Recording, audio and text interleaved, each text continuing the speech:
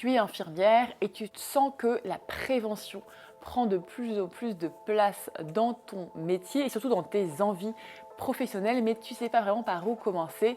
Et bien aujourd'hui, je vais justement parler d'un programme qui est encore trop peu connu, mais qui pourrait clairement changer ta pratique professionnelle. Ça s'appelle le programme ICOP. Et surtout, je vais t'expliquer concrètement qu'est-ce que c'est, pourquoi ça peut être important pour toi et comment tu peux t'en servir dès maintenant dans ton quotidien d'infirmière. Alors, le programme ICOP, qu'est-ce que c'est concrètement? ICOP, ça veut dire Integrated Care for Older People. Donc finalement, c'est un programme développé par l'OMS, l'Organisation mondiale de la santé, avec un objectif très clair, prévenir la perte d'autonomie chez les personnes âgées.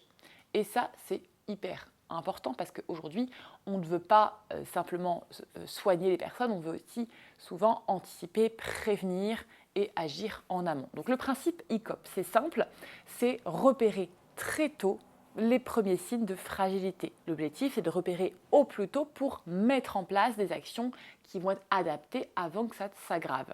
Et concrètement, ça va s'adresser à des personnes qui sont jeunes, parce que dès 60 ans, on peut intégrer des personnes dans le programme ICOP. Donc à partir de 60 ans et plus, bien sûr, souvent des personnes qui sont encore autonomes chez eux et pour qui justement on veut éviter le basculement. Alors qu'est-ce que tu vas évaluer avec ICOP? Avec ce programme, finalement, tu ne vas pas juste faire un bilan, tu vas vraiment évaluer 6 fonctions essentielles chez ton patient. La mémoire, la mobilité, la nutrition, la vision, l'audition et la santé mentale. Donc 6 piliers très importants chez les patients. Et ça, c'est vraiment hyper intéressant parce que justement, tu as une vision hyper globale. C'est pas juste médical, c'est très global de ton patient. On est vraiment sur une approche holistique qui est centrée sur la personne. Donc concrètement, si là déjà tu te dis tiens, ça m'intéresse, ça me parle, comment ça marche le programme ICOP? Donc le programme, il se déroule en plusieurs étapes. Tout d'abord, il y a un dépistage rapide, souvent sous forme de questionnaire, qui peut être fait en quelques minutes. Ensuite, une évaluation approfondie, si jamais tu détectes justement une alerte, parmi les 6 fonctions essentielles détectées. Un plan de prévention personnalisé, donc bien sûr adapté aux besoins de ton patient.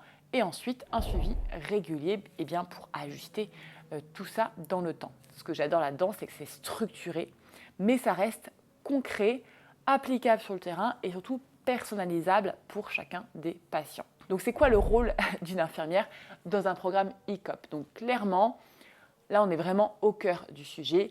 Les infirmières, ils ont une place centrale dans ce programme.